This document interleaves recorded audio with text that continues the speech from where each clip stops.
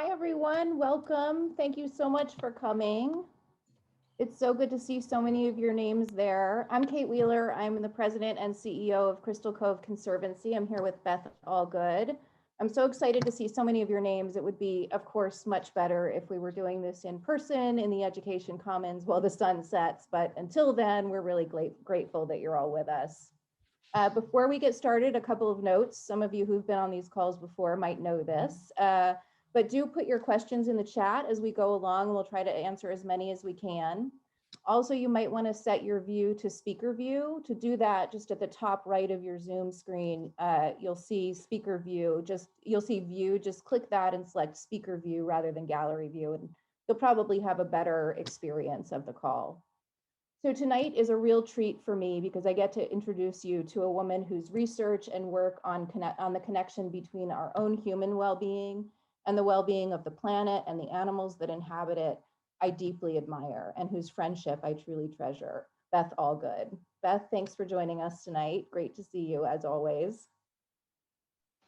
Well, it is such a pleasure to be here, and I really appreciate the invitation. So thank you, Kate. Of course.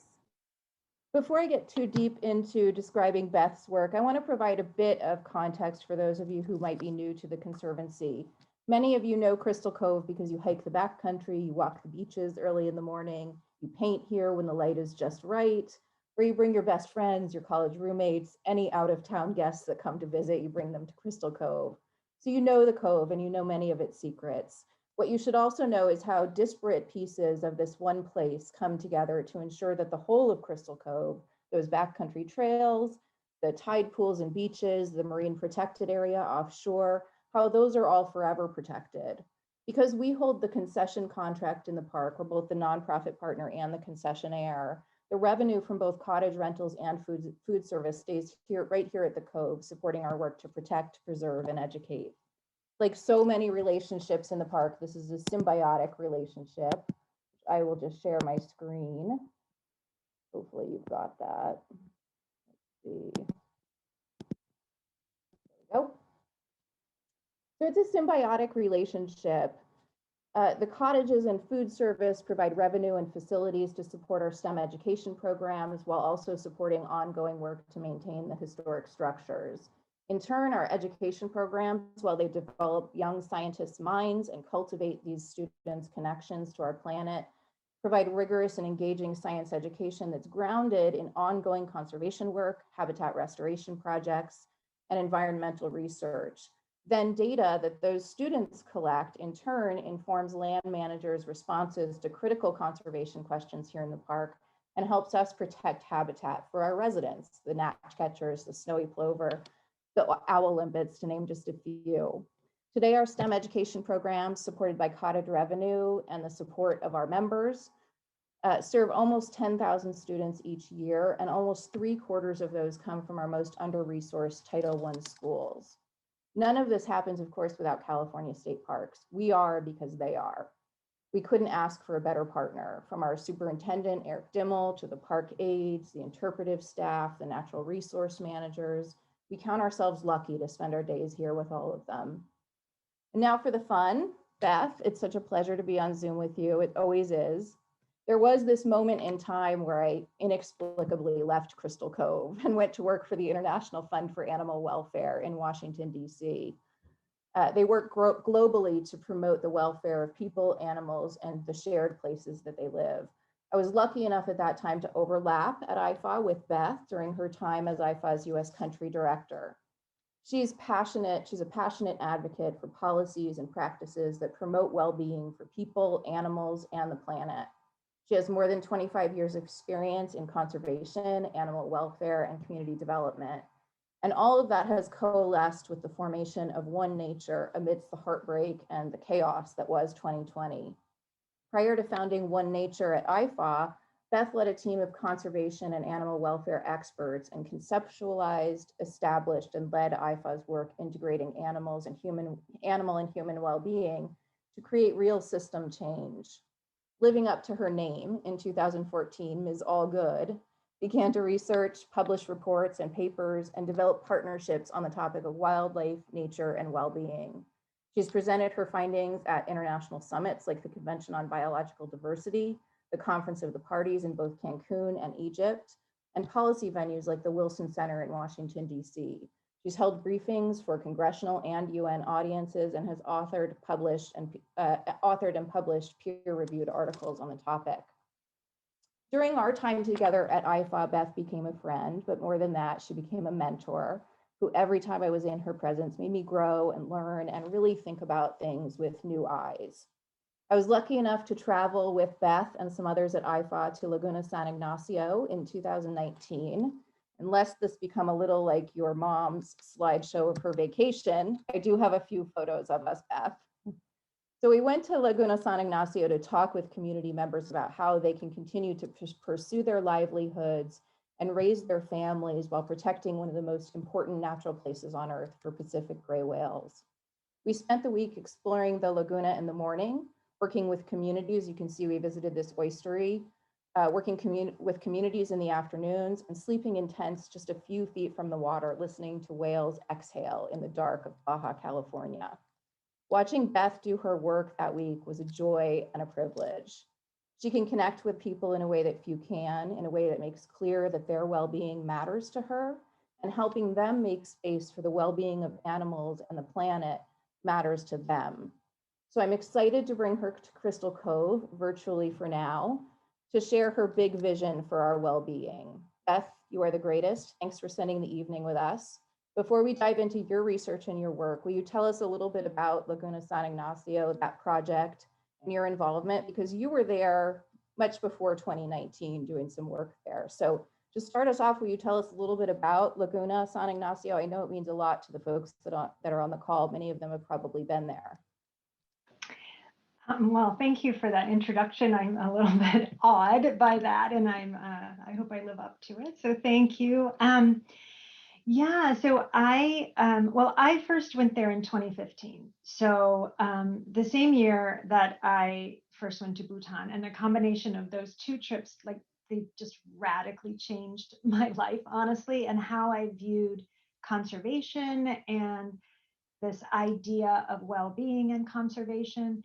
And I was there to celebrate the 20th anniversary of the big win in Laguna San Ignacio, right? And so the community there 20 years before didn't want a big development there. They didn't want a big salt flat that Mitsubishi had planned and the Mexican government wanted to have there.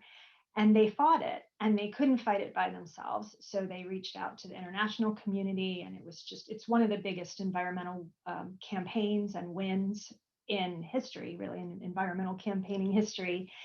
And IFA was involved in that, and I was working at IFA at the time when I went down there. I wasn't working at the time of the environmental win, but I got to go down and represent IFA for this victory celebration. And I'm so lucky that I did, because honestly, it just changed my whole impression of what living in harmony with wildlife and sustainable, what a community really wanted. And what they wanted was to maintain their lifestyle and to maintain their connection with the whales and bring other people down to have that connection with the whales in a really sustainable way. And I found that just really meaningful and interesting. And so it started me really wondering what makes a community make those choices, and how can we learn from that, and how can we support that? And so that started me on my journey to this whole well-being wildlife connection, along with the Bhutan trip about bringing well-being into policy, from the very ground level, like this community, up to the very kind of national level. The combination of the two made a big impact. Yeah, that's wonderful. I think one of the things that's really interesting about Laguna San Ignacio is that they have this development coming in. It's very poor communities that surround the lagoon.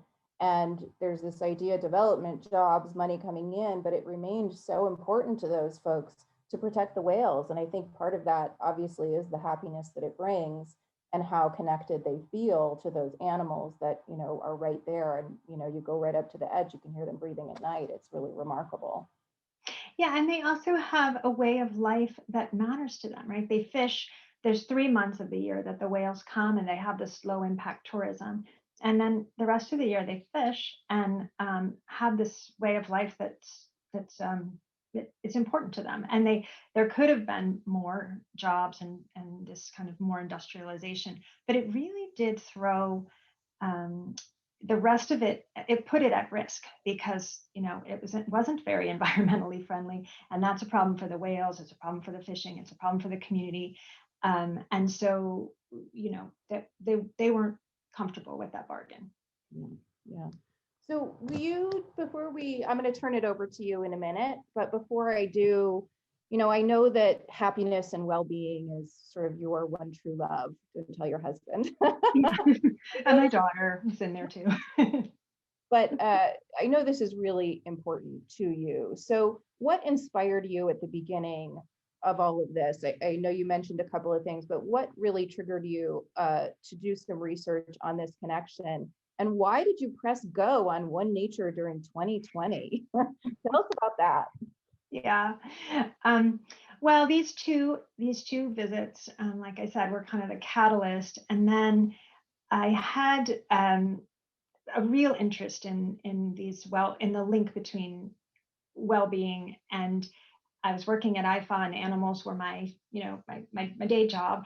And I was really interested in, and I hadn't seen a lot of work on how animals contribute to well-being.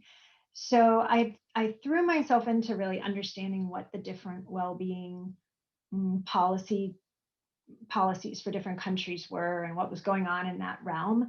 And there's just a really big movement. It's moved a lot in the last 5 years. There's just a lot going on there, and there's really good work.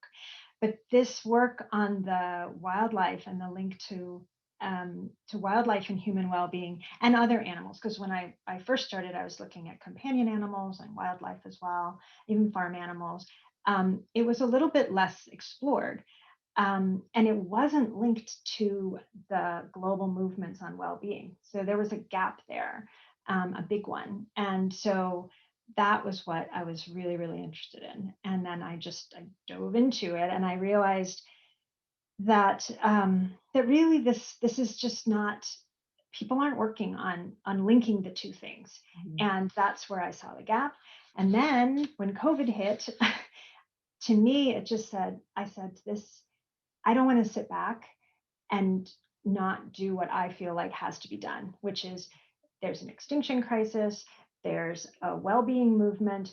These two things are connected, but they're not being connected. So I wanted to move that forward right now before things kind of went back to normal, but without what needed to be done. And then the third piece was that I feel there's this growing appreciation for what Indigenous well-being and worldviews have to offer, especially around conservation and alternative values for wildlife.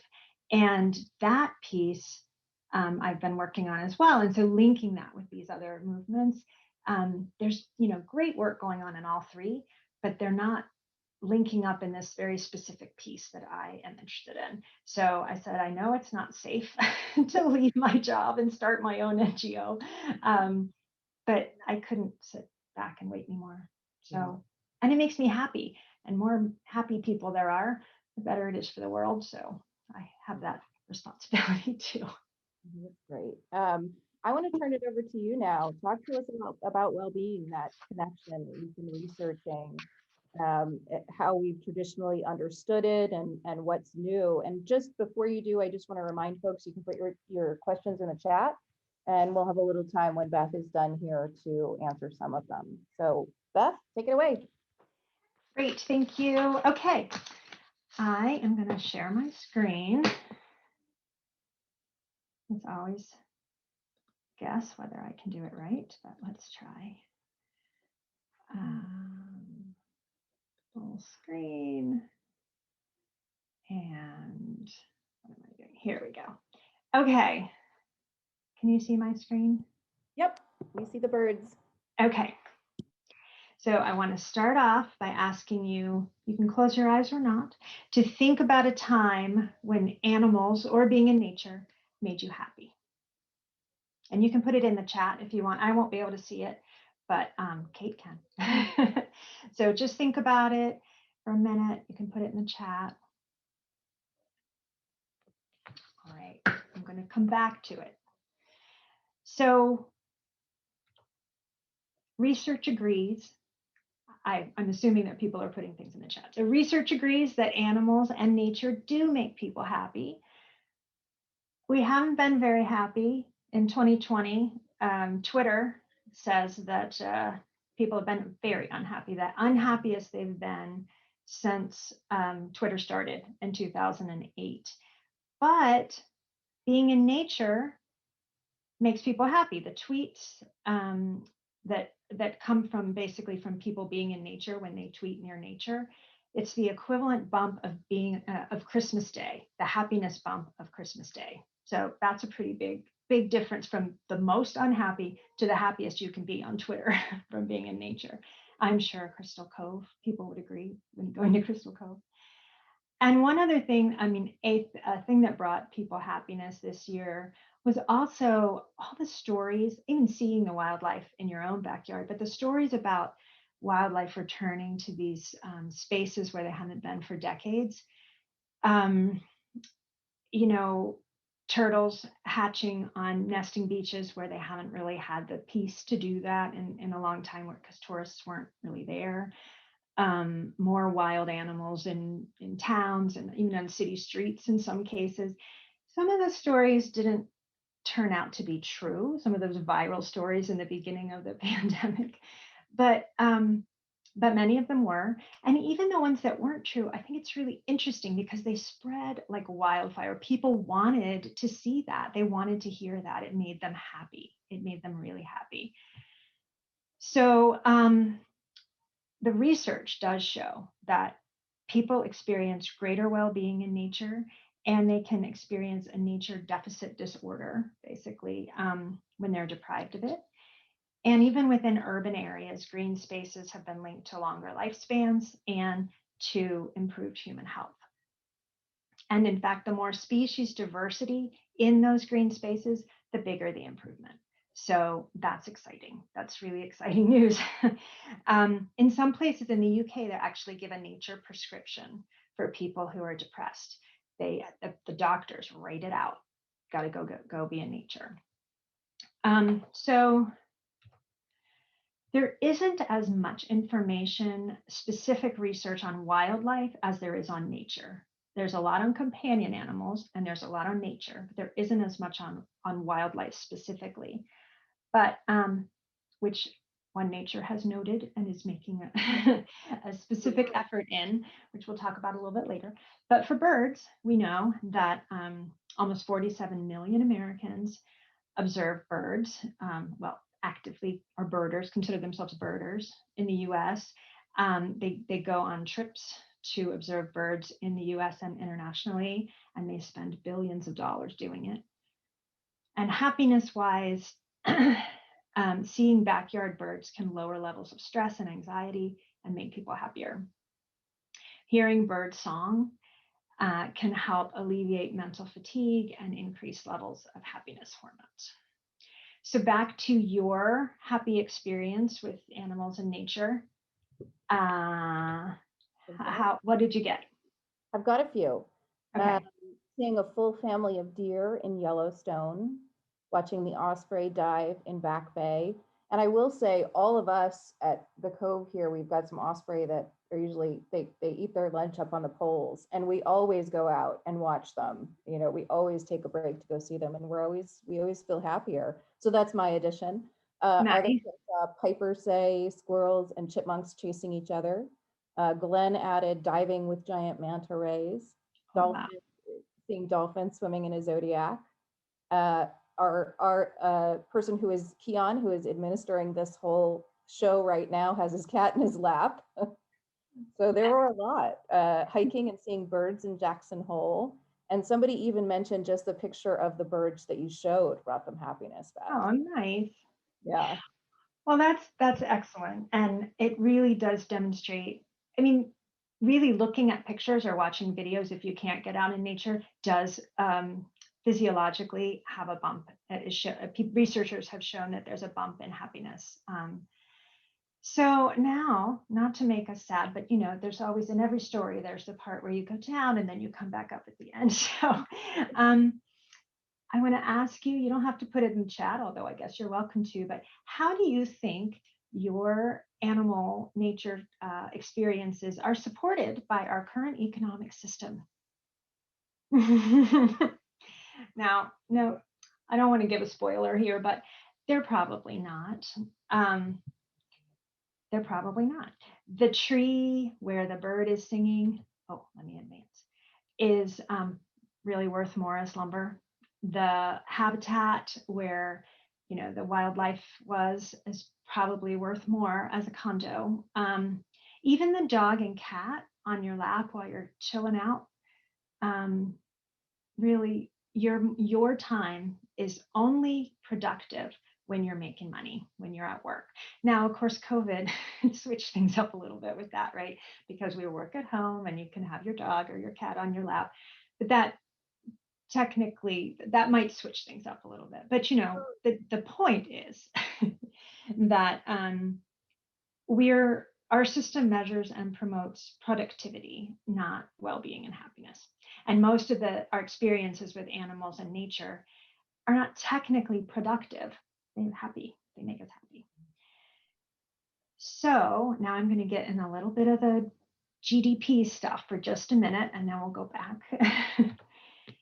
So the US has the highest gross domestic product, which is our measure of productivity of any country. And this chart shows that. But it does not rank in the top 10.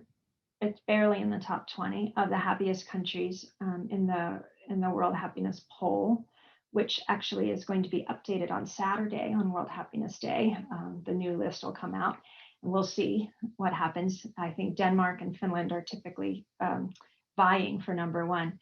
But you have to, you don't have to, but ask yourself, why is that? I thought GDP was related to well-being. Well, if you add these other factors, particularly social support, life expectancy, perceptions of corruption, there are several other issues that if you add them with GDP, they can give you a much closer model for what well-being in a country might be. And so you don't really hear that when you hear GDP is up. The impression is that means we're happier, that means that we're better off. And you could say, okay, what does that have to do with animals? Well, here is a picture of animal rescue efforts during Hurricane Katrina, which was one of the most devastating natural disasters in American history. And despite the devastation and suffering, well, GDP went up. So, that's something. Another example that has something to do with animals is elephants. So I worked on the ivory ban when I was at IFA for several years, and it was about 7 or 8 years ago during the height of the poaching crisis. We were losing an elephant every 30 minutes on average globally to ivory poachers. And the crisis has some impact on GDP, especially for the countries that really rely on wildlife ecotourism. But the real value of an elephant obviously is beyond money. Elephants contribute to the ecosystem. They have spiritual value, cultural value. Even if there were no people, they would have intrinsic value. So, and people just love seeing elephants. And if you can't go and see them, I mean, we can't travel now to see them, but we don't love them any less. We love just knowing that they're there, right? And if elephants were to disappear, we would lose a lot more than money could really measure. So quantifying the economic value of wildlife is certainly better than not quantifying any of their values.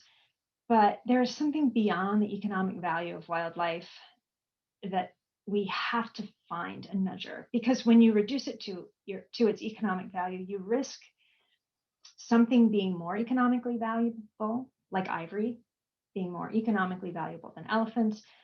And so that's one of the reasons one of our projects is about doing this survey of communities that live with wildlife and trying to understand the well-being related to wildlife that they have. And we're looking to particularly do it in Indigenous communities because they have traditionally had these much broader values of wildlife. They have, Indigenous people have 20% of the land on Earth, and they have 80% of the world's remaining biodiversity. So somehow they have this broader worldview that they have, and this broader set of values has allowed them to more effectively conserve the wildlife that they have than, well, the rest of us, let's just say. So we're interested in kind of that's one of the ways we're interested in helping uncover some of these other values. So now we will move on to there's a movement to change what we measure in policy. So it's, as you may know, in Bhutan, they have a measure they call gross national happiness, or GNH, as an alternative to GDP.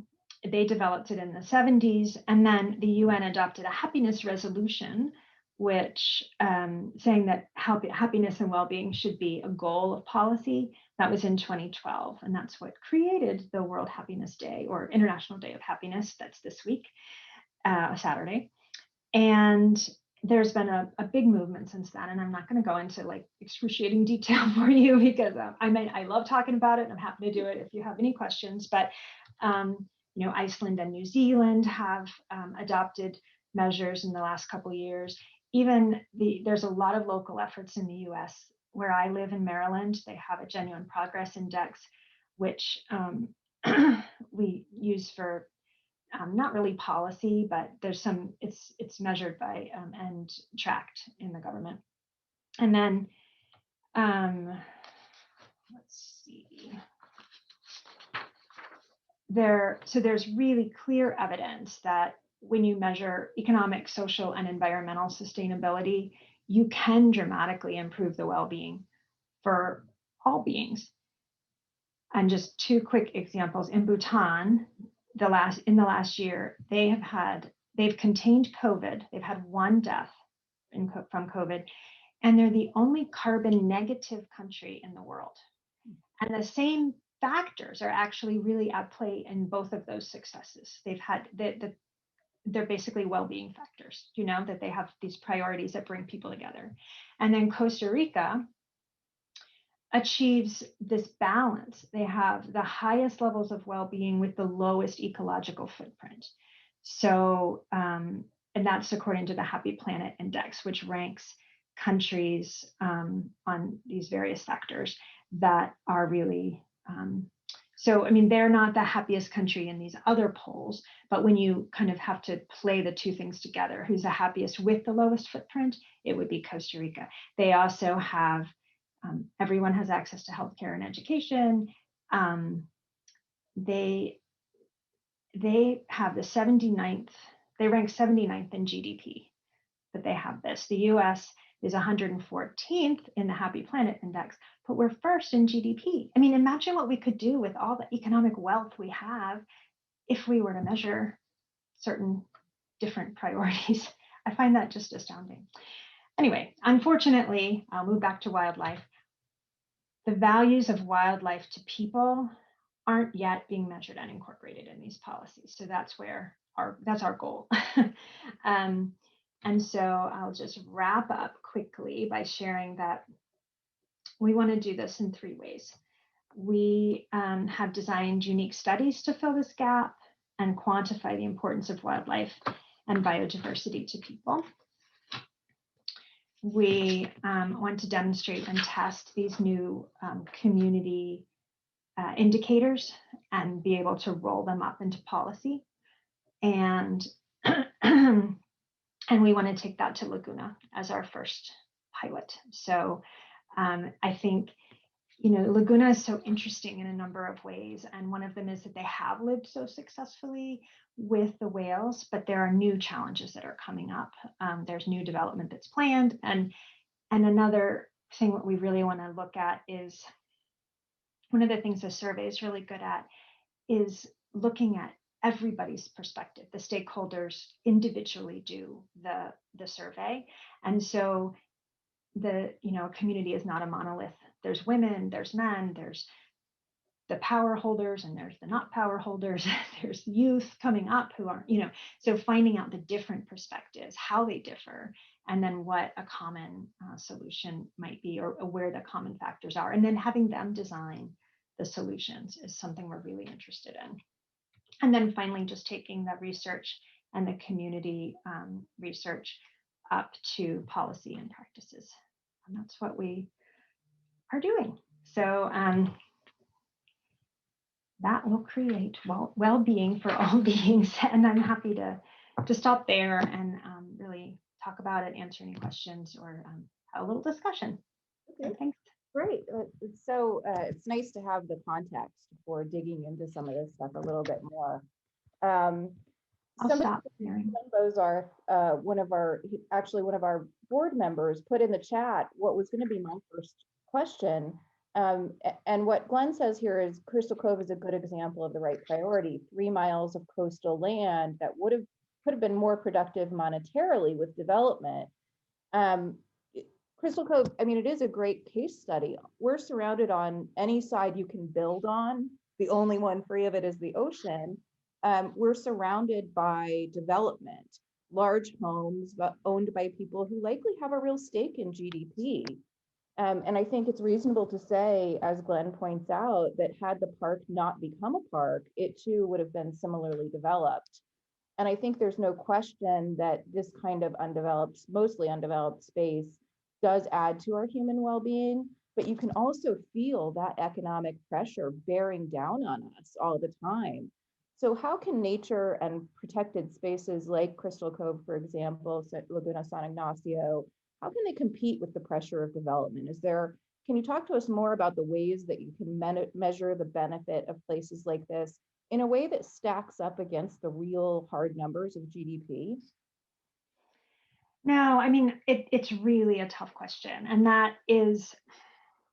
that's the problem. Because right now what's happening is the only thing that can be quantified, when I think of Crystal Cove, the two things I think can be quantified. One is park revenues, right? The actual things that fit into GDP, the productivity, economic productivity, which of course is not going to compete with a shopping mall or something, right? In terms of moving money around the economy.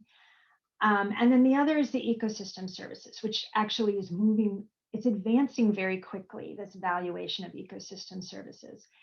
And then like with the animals, it's good to be able to put some economic value, but it's not enough, because then it's not going to be as valuable as something else that's more valuable. And then you lose it. And then you've realized, oh, but wait a minute, actually it had a happiness value, it had a psychological value, it had these other values that we couldn't quantify.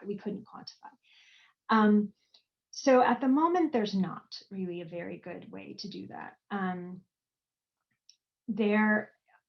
Like the Happy Planet Index I was talking about, what they do is they take the Gallup polling about how happy you are, right? So that there's a subjective well-being component, and then there's the happy, healthy life expectancy component, and then there's a inequality correction, so that if only some people are experiencing those things, the whole country doesn't do that well. It has to be generally shared, and then the ecological footprint. So for a country, something like that is actually quite useful, because it shifts the way you think about what's valuable. For a particular place, it's not yet. There isn't something like that. What we need to be thinking about is changing the way policies and development is working. So carbon credits is another example, right? If you do a carbon credit and then you develop here, but you save forests somewhere else, it's purely economic, and not wherever you're developing, they've lost their local space, right? There's no happiness and well-being there, even if you're providing it somewhere else as an offset. Mm-hmm. I'm not saying they're bad. I'm just saying that there's a very specific value that you're talking about. So no, it's a real issue, and one that until we value happiness and well-being more broadly, that will be, the economics will overtake it. Yeah. Well, it's this idea of like, we have to put a dollar value on happiness in order to measure it, I think is the sort of the block. Like, that's not necessarily what we need to do there. No, and that's where that value in the Happy Planet Index is really nice, because they're not saying whose country is the richest and then but still preserves the most land. They're saying who's the happiest and shares it amongst all the people and is healthy, and who sets, actually preserves the most land. And that's like a totally different kind of valuation than GDP. Well, and the other piece around GDP is that it doesn't account for income inequality. And our mission, and I think the mission of a purpose of parks generally, is to provide some equity, places that are protected for everyone's use and enjoyment. For us, that looks like protecting open spaces for everyone to recreate, providing opportunities for families to have a beachside vacation at a actually really affordable price, for our students to come here and engage as scientists. Is there thinking, I mean, is there a lot of research happening and thinking happening about some other measure like GDP that accounts for equity, that includes that? And another piece of that, Beth, is do you think these things have to be legislated? Or are there free market solutions that you feel like bring equity and well-being into our thinking around prosperity? Does that make sense? Yeah, oh, definitely. I mean, it makes sense. Not yes, there are. I think that, well, first of all, I think that's great. I think conservation has really been an equity, and there's been an issue around equity in places, in accessing places. So I think it's great that that's a priority for you, and for lots of reasons. I mean, I don't think that it was some kind of a conspiracy theory or something. It's just that there's a lot of underlying systemic issues around that. But so equity in GDP, yes, GDP has nothing to say about equity, but there are a lot of ways to add it to a broader set of measures to adjust for that. And in the GPI, in the Genuine Progress Index in Maryland, they take the basically GDP of a state, which is the gross state product, the GSP.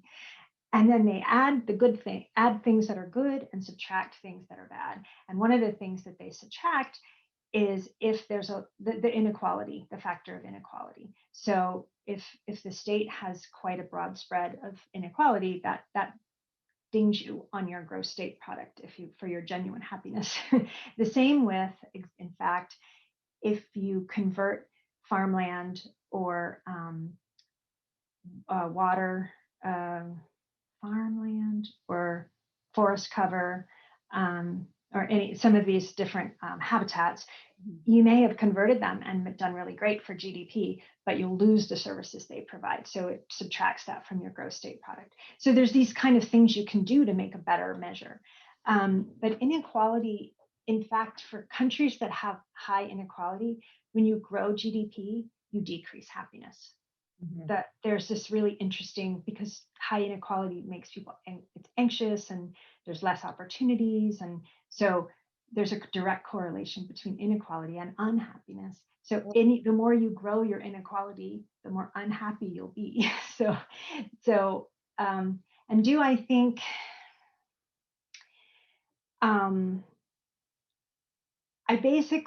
I think that inequality is a systemic problem, and I don't think individuals or the free market are going to solve it. I think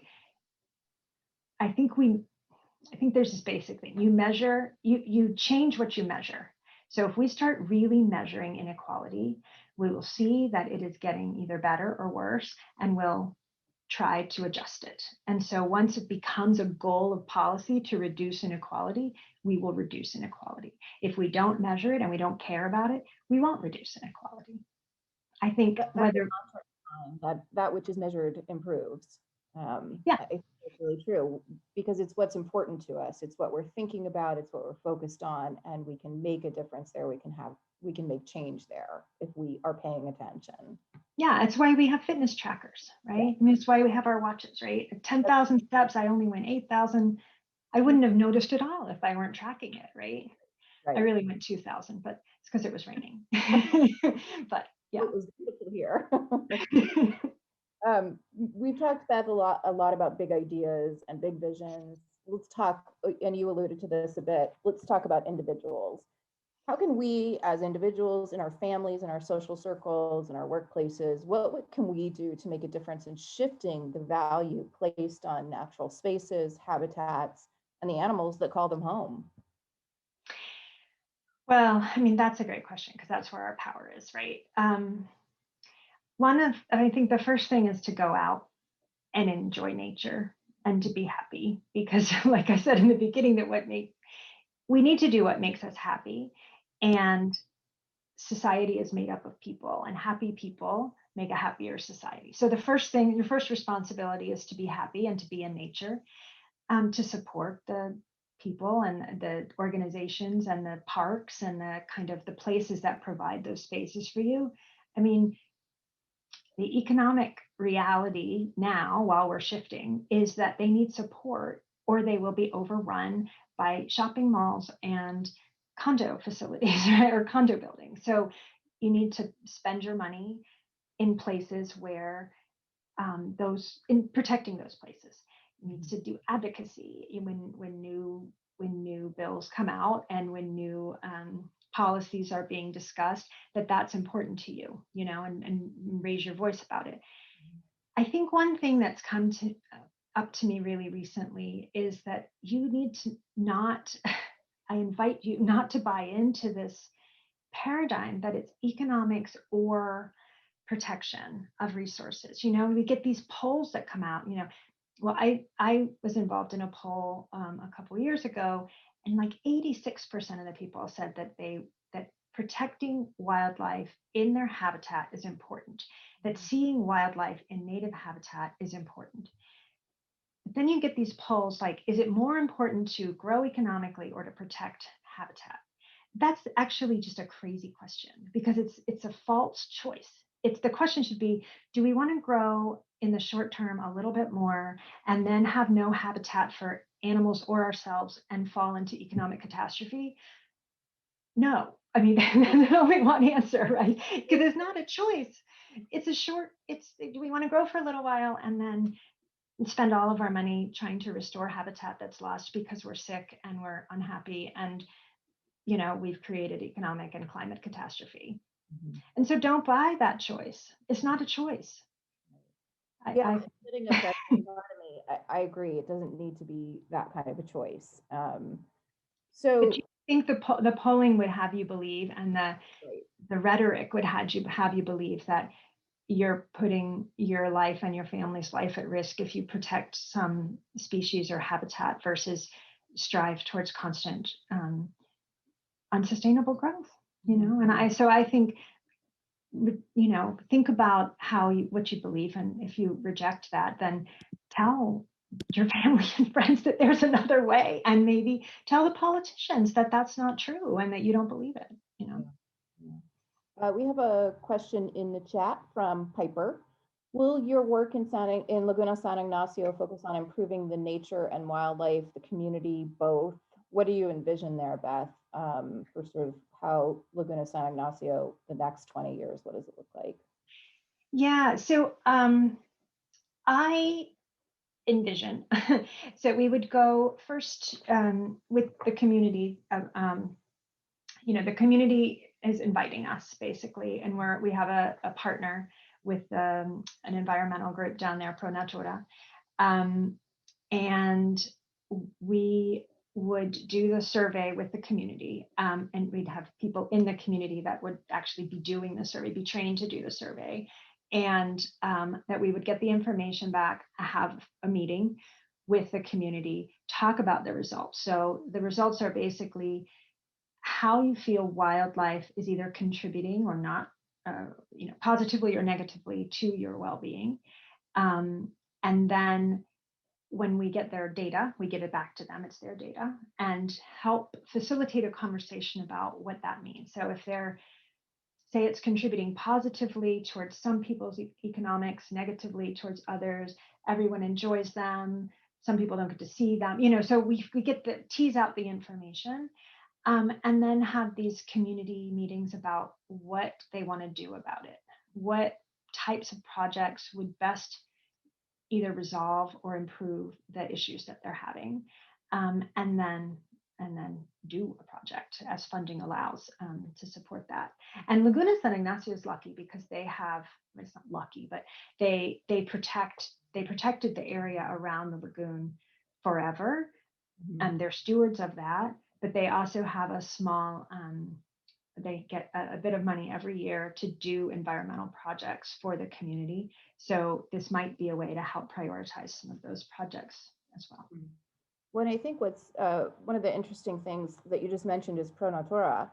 And I think it's important to underline when we work with communities to partner with organizations that know and understand those communities, come from those communities, and that you're not necessarily, you don't have the vision for what the solution is, that it's coming with resources to help the community figure that out. And that's when I think it's sustainable over the long term.